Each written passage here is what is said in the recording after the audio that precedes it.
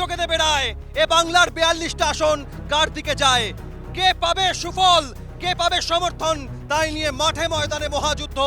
আজ বহু ইতিহাস, ঐতিহ্য, শিল্প, নানা ঘটনার সাক্ষী হাওড়া লোকসভা কেন্দ্র।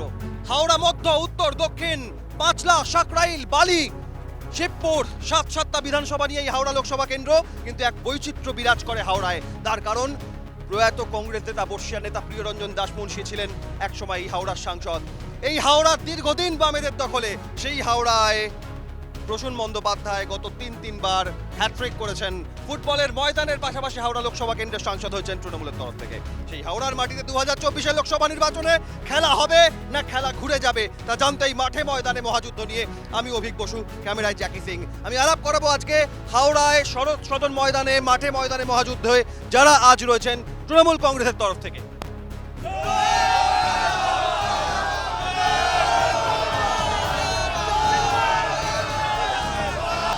অন্যদিকে দীর্ঘদিন ধরে লালগড় ছিল এই হাওড়া, বাম দুর্গ ছিল হিসেবে, সেখান থেকে দাঁড়িয়ে আজ বামেদের অবস্থান কি, হাওড়ার মাটিতে তারা কতটা লড়াইয়ে আছে বুঝতে 2024 লোকসভা নির্বাচনের আগে মাঠে ময়দানে মহাযুদ্ধে আজ যারা রয়েছেন বামেদের তরফ থেকে।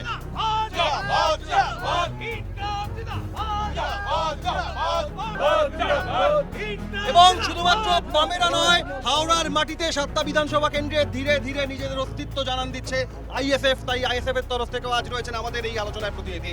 এবং এই হাওড়ার মাটিতে প্রয়াত বর্ষিয়ান কংগ্রেস নেতা প্রিয়রঞ্জন দাসমুন্সী একসময় সাংসদ ছিলেন। তাই কংগ্রেসের এক গৌরব জড়িয়ে রয়েছে এই হাওড়ার সঙ্গে। কিন্তু কংগ্রেসের অস্তিত্ব আজ কোথায় বোঝার জন্য মাঠে ময়দানে মজুদ যারা রয়েছেন কংগ্রেসের তরফ থেকে। 2014-2019 গোটা দেশ জুড়ে ঝড় তুলেছিল বিজেপি।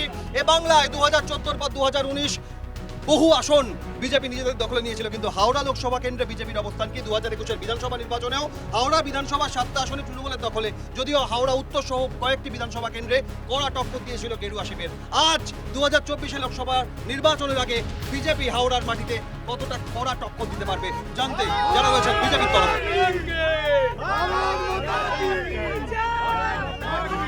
হাওড়ার মাটিতে বিধানসভা নির্বাচনে 16টা আসন, 16টাই আপনাদের। ধারাবাহিকভাবে বাংলায় 2011 পালা বদল, কিন্তু তার আগেই হাওড়া লোকসভা কেন্দ্র আপনাদের দখলে। সেই হাওড়ায় 2024 ভোটের আগে সাধারণ মানুষ, অনেক অংশে বিরোধীরা বলছে যে শিল্পাঞ্চল যেমন ঢুকছে সেরাম তৃণমূলকে বারবার জিতিয়ে মানুষ ভুগছে। আবার তৃণমূলকে নির্বাচনের ক্ষেত্রে তারা সন্দিহান হাওড়ায়। দেখুন, এটা আপনারা বলছেন, মানুষ বলছে, আমরা শোনাচ্ছি। মানুষের রায়টা 2021 সালে স্পষ্ট হয়ে গেছে। আমরা শাসক দলের ভূমিকায় রয়েছি। বিগত কয়েক বছর ধরে আমরা মানুষের জন্য কি কাজ করেছি, কি পরিষেবা দিয়েছি, এটাই আমাদের মানুষের কাছে বলার। আপনারা খুব ভালো করে জানেন যে স্বাস্থ্য থেকে শিল্প, পরিকাঠামো থেকে শিক্ষা, আজকে সমস্ত কিছুতেই তৃণমূল কংগ্রেস সাধারণ মানুষকে পরিষেবা দিয়েছে। হাওড়া শিল্পাঞ্চল তৃণমূল কংগ্রেস এসে তার উন্নয়ন ঘটিয়েছে। বাম আমলের জরাগ্রস্ত জীর্ণ অবস্থা থেকে তৃণমূল কংগ্রেসের আমলে যেভাবে আমরা সমস্ত ক্ষেত্রে সাধারণ মানুষকে পরিষেবা দিতে পেরেছি, তৃণমূল কংগ্রেস মানুষকে নিয়ে চলে। মানুষের কাছে, হাওড়ার মানুষের কাছে তৃণমূল শুধুই উন্নয়ন, উন্নয়ন আর উন্নয়ন। একের পর এক কাজ হয়েছে। বাম জামানায় যা বন্ধ ছিল তৃণমূলের আমলে চালু হয়েছে। বাম জামানায় এই হাওড়া জরাজীর্ণ হয়েছিল, শিল্পাঞ্চল তৃণমূল চালু করেছে। একের পর এক উদাহরণ। তাহলে আখেরে হচ্ছে শরৎ সদনে তো আমরা আছি। শরৎ সদন বাম করেছিল, আজকে এরা শরৎ সদনকে বিক্রি করে খাচ্ছে। আজকে গোটা হাওড়া শহরে গোটা হাওড়া শহরে আজকে 6 বছর হাওড়া কর্পোরেশন নির্বাচন হয়নি। মানুষই ইতিহাস করে, মানুষই ইতিহাস তৈরি করে, মানুষের কাছ থেকেই শিখতে হবে। মানুষ ইতিহাস তৈরি করে, কিন্তু হাওড়ার মাটিতে যে ইতিহাস প্রিয়রঞ্জন দাসমুন্সী তৈরি করেছিলেন, কংগ্রেসের সাংসদ পেয়েছিল হাওড়া, সেখান থেকে দাঁড়িয়ে কংগ্রেস তারপর হাওড়ার মাটিতে ইতিহাস হয়ে গেল কেন? কংগ্রেস ইতিহাস হয়ে গেছে। যারা এখন তৃণমূলে বড় বড় কথা বলছে তারা আমাদের ঘর থেকেই খেয়ে দিয়ে বড় হয়ে মোটা হয়ে এখন অন্য ঘরে দলে নাম লিখেছে। এই জন্য একটু দলটা দুর্বল হয়েছে। কিন্তু আসল ঘটনা হচ্ছে, যদি এরা কাজ করে থাকতো, যদি কলকারখানা করতো, তাহলে হাওড়া শহরের বুকে প্রমোটার রাজ বাড়তো না, প্রমোটারের গুন্ডাগার্দি বাড়তো না। শিল্পরাজ নেই হাওড়ায়, শিল্পরাজ নেই। আমাকে দেখান কোনটা? যতগুলো মিল কারখানা আছে বন্ধ করে সব তো বড় বড় আটটালিকা তৈরি হচ্ছে, বড় বড় প্রমোটারশিপ চলছে। শুনুন, এই প্রমোটার রাজের চক্করে দক্ষিণ হাওড়া একটা মার্ডার ঘটে যায়। প্রমোটার রাজ, উন্নয়ন, শিল্প, হাওড়ার মাটিতে কি মানুষের রাজ চলে না? দেখুন, আমি যেটা বলি যে তৃণমূল কংগ্রেস হচ্ছে উন্নততর বামপন্থ। বামপন 34 বছর যেখানে শেষ করেছিল, আজকে সেই জায়গা থেকে আজকে এই জায়গায় করেছে। কারণ আপনি যদি জানেন 34 বছরের সিপিএম যে কারখানাগুলোকে বন্ধ করেছে, আজকে এনারা দেখুন তৃণমূল কংগ্রেস একটা নতুন শিল্প এনেছে কিনা। হাব হয়েছে হাব। ঢপ এনেছে, ঢপ। আজকে চপ শিল্প মাননীয় মুখ্যমন্ত্রী বলেছেন যে পশ্চিমবঙ্গে চপ শিল্প লাগবে।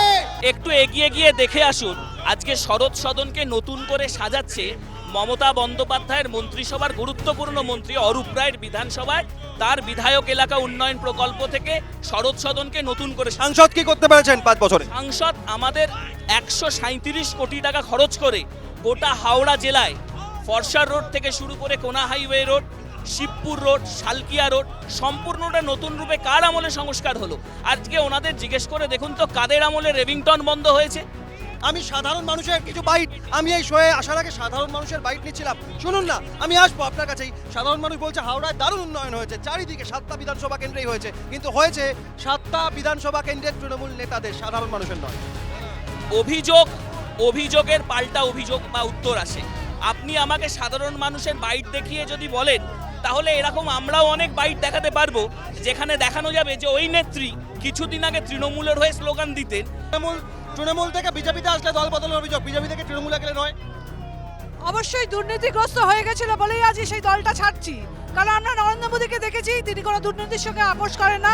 আর আমি যেদিন দল ছেড়েছিলাম মমতা ব্যানার্জিকে ডাইরেক্ট চিঠি লিখে জানিয়েছিলাম যে এই দলটা পয়জন হয়ে গেছে, আপনি এটাকে যদি শুধরোতে না পারেন আমি দল ছাড়তে বাধ্য হবো। সেই শেষে জায়গায় তৃণমূল পয়জন হয়েছে হাওড়ায়, সব জায়গায় পছন্দ ধরেছে, কোনো জায়গায় ঠিক নেই। কথার পরিপ্রেক্ষিতে একটা কথা বলি, ওনারই কেন্দ্রীয় সরকারের দপ্তর গত পরশুদিন রিপোর্টে জানিয়েছে যে হাওড়া পৌরসভাকে পরিশোধিত পানীয় জল সরবরাহের জন্য সারা ভারতবর্ষের মধ্যে শ্রেষ্ঠত্বের শিরোপা দেওয়া হলো।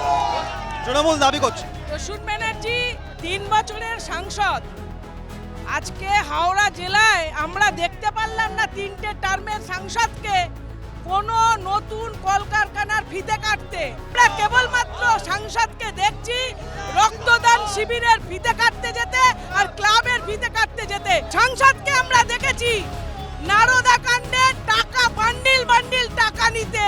তার মাটিতে উন্নয়নে তৃণমূল দাবি করছে যে গোটা দেশের থেকে সার্টিফিকেট পাওয়া যাচ্ছে হাওড়ায়, কিন্তু মানুষ কি সার্টিফিকেট দিচ্ছে? আপনাকে তিনবারের সাংসদের কথা আপনি তুলে আনলেন।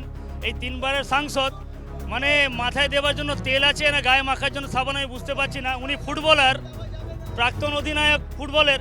হাওড়া শহরে কটা ফুটবলের মাঠ উনি তৈরি করেছে, এখান থেকে নতুন কি ফুটবলার তৈরি হবে? সন্ত্রাস, গুন্ডারাজ, এখানে যারা দাঁড়িয়ে কথা বলছেন না, এরা প্রশ্রয় দিচ্ছেন কাকে?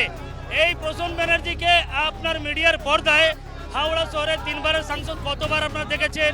রাস্তাঘাটে কাজ করার জন্য তার তহবিলে কতবার বেরিয়েছেন? সাংসদ উল্লেখযোগ্য 15 বছরে 3টে কাজ বলুন আমায়, যে কাজটা উল্লেখযোগ্য যেটা হাওড়ায় হয়েছে অন্য কোনো লোকসভায় হয়নি। আজকে প্রসূন বন্দ্যোপাধ্যায় কার রিপ্রেজেন্টেটিভ? তৃণমূল কংগ্রেস বন্দ্যোপাধ্যায়ের মমতা বন্দ্যোপাধ্যায় তৃণমূল কংগ্রেসের রিপ্রেজেন্টেটিভ একজনই পোস্ট। আজকে দীর্ঘ মমতা বন্দ্যোপাধ্যায়ের রাজত্বে সাঁতরাগাছি বাস টার্মিনাস কে তৈরি করেছে? সাঁতরাগাছি আন্ডারওয়ে পাস কে তৈরি করেছে? হাওড়া হসপিটালের উন্নয়নমুখী পরিষেবা আইসিইউ সিসিইউতে বেডের সংখ্যা বৃদ্ধি কারা করেছে? এবং আর একটা খুব গুরুত্বপূর্ণ তথ্য দিয়ে রাখি, 137 কোটি টাকা খরচ করে 137 কোটি টাকা খরচ হয়েছে, 137 কোটি টাকা খরচ করেছে তৃণমূল সাংসদ। এখন তৃণমূল কংগ্রেস মানে জমি থেকে চাকরি থেকে সবটা চুরি করছে। পাঁচলার গঙ্গাধরপুরে জমি মাফিয়ারা সাধারণ মানুষের বর্গাদার কৃষকদের জমি নিয়ে নিচ্ছে। পাঁচলা বিধানসভার মধ্যে সন্দেশখালীর প্রতিচ্ছবি। সন্দেশখালী ওখানে হয়েছে, এখানে হচ্ছে পাঁচলায় হচ্ছে। বিভিন্ন জায়গায় সন্দেশখালী আছে, আজকে সন্দেশখালীটা সমস্ত জায়গায় আছে। ব্যানার্জি শুধু উন্নয়ন করেছে নিজের, ওনার প্রয়াস কোম্পানির মাধ্যমে উনি সমস্ত এমপি ল্যান্ডের সমস্ত টাকা দুর্নীতি করেছেন। অমিত শাহজির ছেলের গত 3 বছরে এই যে 200 গুণ প্রপার্টি বেড়ে গেল, how is it possible? CPIM বলছে যে উত্তর 24 পরগনা সন্দেশখালী যেমন এই হাওড়ার পাঁচলা একই রকম জমি দখল হচ্ছে বারংবার। এক মিনিট, এই আমি খুব সাধারণভাবে আপনাকে বলছি, সিপিএম এর কোনো কথার গ্রহণযোগ্যতা নেই। কারণ তাদের দীর্ঘ 34 বছরের আমলে পানতলা, ছোট আঙারিয়া, নানুর, সিঙ্গুর, নন্দীগ্রাম এত বড় বড় ঘটনা ঘটেছে যে এদেরকে আজকে মানুষ নেয় না, তাই আজকে পশ্চিমবাংলায় এদের শূন্যে পরিণত হয়েছে। আজকে সকালে আমি বার্তা দেবো, আজকে সকালে আইএসএফ এর বিধায়ককে অ্যারেস্ট করা হয়েছে। সিপিএমরা যারা আওয়াজ তুলছে, প্রতিবাদ করছে, তাদেরকে ধরে ধরে জেলে ঢোকানো হচ্ছে। এটা হচ্ছে, আপনি তো বলেছেন লোকসভা নির্বাচন, তা লোকসভা নির্বাচন হাওড়ার জন্যে প্রসূন ব্যানার্জি আছে কোথায়? ওনাকে তো মিস হয়েছেন, ওনাকে তো পাওয়া যাচ্ছে না। সাংসদ মানুষের মধ্যে আছে, মানুষের কাজ করছে। সব মানুষের মধ্যে আছে বলছে। আর হচ্ছে যে আমাদের হাওড়া জেলার সাংসদ ছিল স্বদেশ চক্রবর্তী, হাওড়া জেলার সাংসদ ছিল প্রিয়রঞ্জন দাসবংশী।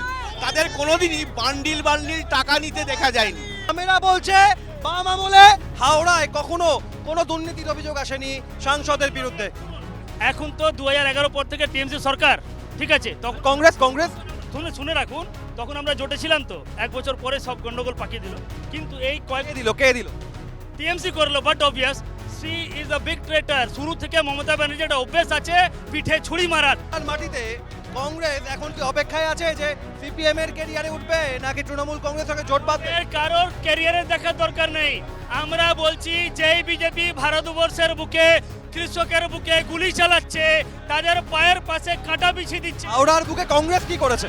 হাওড়ার বুকে আমরা অনেক কাজ করেছিলাম বলে আজ তো টিকে আছি। হাওড়ার বুকে আজও কংগ্রেস টিকে আছে। হাওড়ার বুকে আজও কংগ্রেস টিকে আছে, কোনো প্রমোটারি করতে হয় না। শুনুন, যারা বলছেন কোনো প্রমোটারি করতে হয় না, যদি আপনারা খোঁজ নিয়ে দেখেন প্রমোটারের সঙ্গে সান্নিধ্য তাদেরই বেশি। মাটিতে বিজেপির লড়াইটা মূলত কাদের সঙ্গে? কংগ্রেসের সঙ্গে, বামেদের সঙ্গে।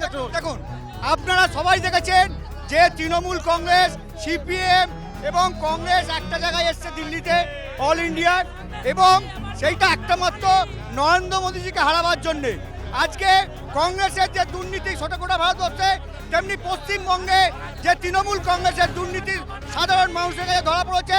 ময়দানে মহাযুদ্ধে বোঝার চেষ্টা করব হাওড়ার মাটিতে এবারে লোকসভা নির্বাচনে ইস্যু কি, প্রত্যেকটা দল মানুষের কাছে কোন বার্তা নিয়ে, কোন বিষয়কে সামনে রেখে ভোট চাইতে যাবেন। খুব দ্রুত ফিরবে একটা বিরতির পর, সঙ্গে থাকুন।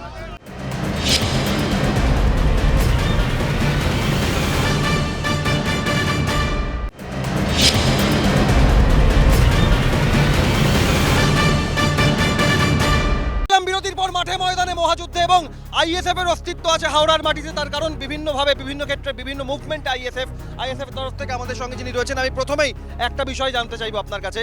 হাওড়ার মাটিতে এই লড়াইয়ে আইএসএফ কাদের সাথ দেবে? সাধারণ মানুষের সাথ নিয়ে আইএসএফ লড়াই করছে দীর্ঘ বছর ধরে।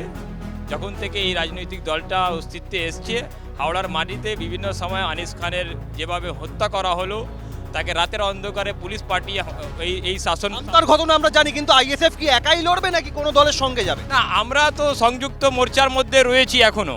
একেবারে নির্দিষ্ট কোনো উত্তেজনা নয়, একেবারে স্পষ্ট মানুষের কাছে, যারা এই মুহূর্তে দেখছেন তাদের কাছে পৌঁছানোর জন্য আমি এক এক করে প্রত্যেক দলের কাছে যাবো। স্বার্থে আমরা কাজ করব, গরিব মানুষের জন্যে কাজ করব। কি স্বার্থে? 600 টাকা মজুরি চাই, 26,000 টাকা মাইনে চাই, কলকারখানা খুলুক, হেলথ সেন্টার চলুক, মানুষের মধ্যে মানুষের যা অধিকার, মহিলার সম্ভ্রম। কত ভোট পেলাম, এটা বড় কথা নয়। 600 টাকা মজুরি, 26,000 টাকা মাইনে, কলকারখানা চলুক। বামেদের সাংসদ হাওড়ায় হলে বামে সেই সাংসদ সব করে দিতে পারবে। আমরা বললাম, এটা আমরা বলি শেষ পর্যন্ত, ইউপিএ বলুন, ফার্স্ট ইউপিএ, সেকেন্ড ইউপিএ, আপনি করে নিন যে আমরা কিভাবে মনরেগা, এটা বামপন্থীদের ইদয়ন আছে। হাওড়ার মাটিতে লড়াইটা কিভাবে চান? আইএনডিআই এর জোট, অর্থাৎ কংগ্রেস, তৃণমূল, বাম একসঙ্গে, নাকি বাম কংগ্রেস একসঙ্গে? আমাদের লড়াই হচ্ছে বাংলার মাটিতে এবং হাওড়ারও মাটিতে। আমরা বলছি আমাদের লড়াই বিজেপি এবং টিএমসির বিরুদ্ধে। দাঁড়িয়ে এই জায়গায় কংগ্রেস প্রতিপক্ষ সিপিএম বলেনি, অর্থাৎ বামেরা চায় কংগ্রেসের সঙ্গে লড়াই করতে। কংগ্রেস এই হাওড়ার মাটিতে ভোট দোরগোড়ায় কোন কোন ইস্যু নিয়ে মানুষের দরবারে যাবে এবং কাদের সঙ্গে জোট বাঁধতে চাইবে হাওড়ায়? 2-3 মিনিট আগে মনরেগার নিয়ে একটা মিসকনসেপশন তৈরি হচ্ছিল। আমি একটা কথা বলি, এই আরটিআই থেকে নিয়ে মনরেগা, 100 দিনের চাকরি, গরিবদের কাজ, এগুলো সব তো কংগ্রেস নিয়ে ইউপিএ আমলে করে দিল, ঠিক আছে?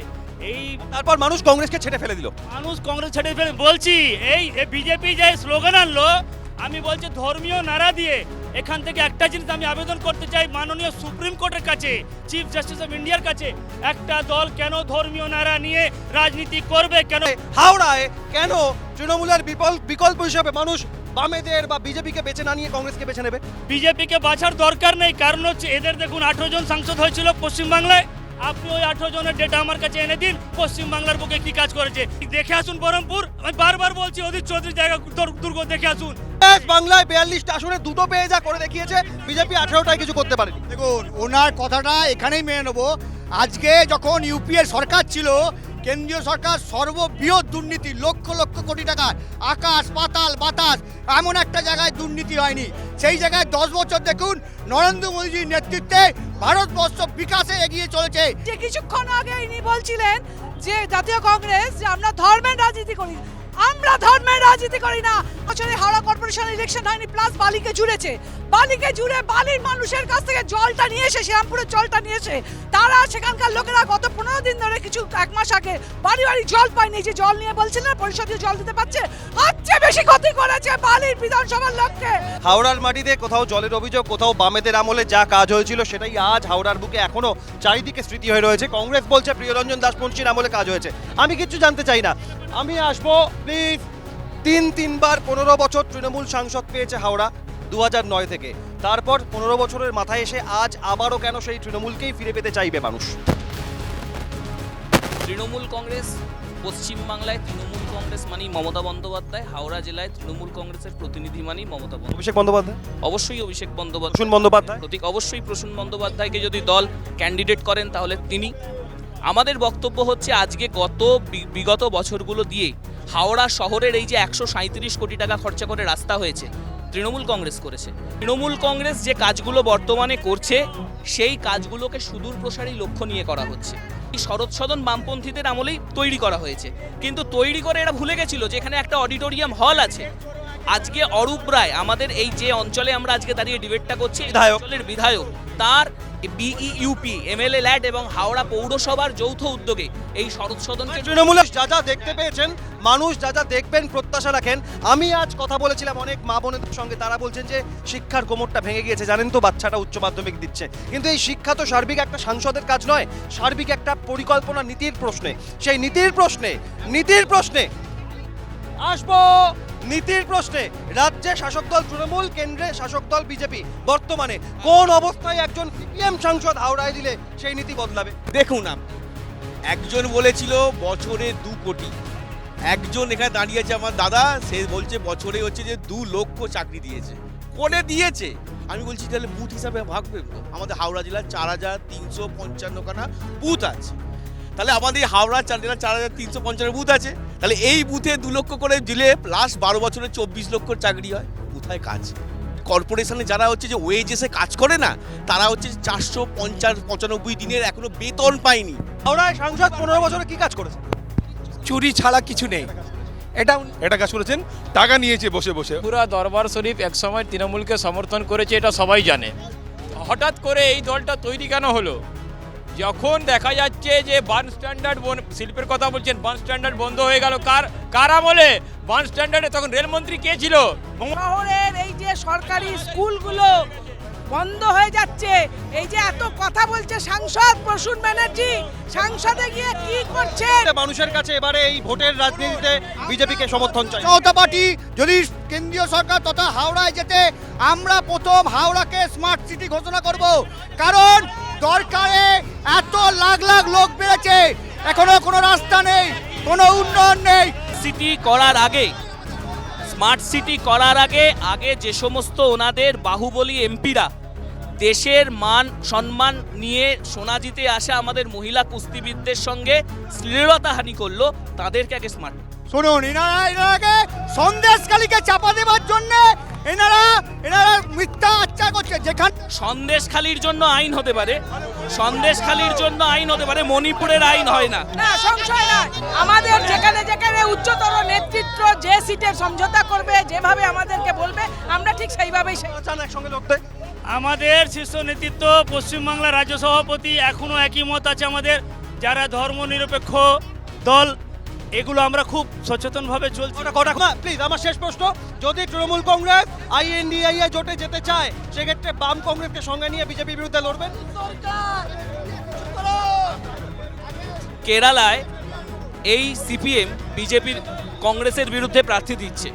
আর ওয়েস্ট বেঙ্গলে এসে এরা বলছে আমরা দোলে দোদুল দোলে দুলনায় না, এটা বিজেপি কি মনে করছে বাম কংগ্রেস তৃণমূল একজোট হয়ে লড়লে সুবিধে, না বাম কংগ্রেস আলাদা আলাদা তৃণমূল আলাদা লড়লে সুবিধে?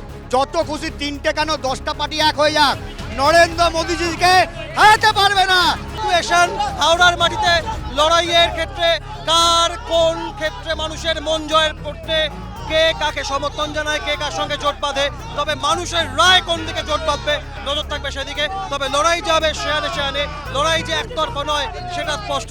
হাওড়া থেকে মাঠে ময়দানে মহাযুদ্ধ নিয়ে ক্যামেরায় জ্যাকি সিংয়ের সঙ্গে অভিজ্ঞ ক্যালকাটা নিউজ।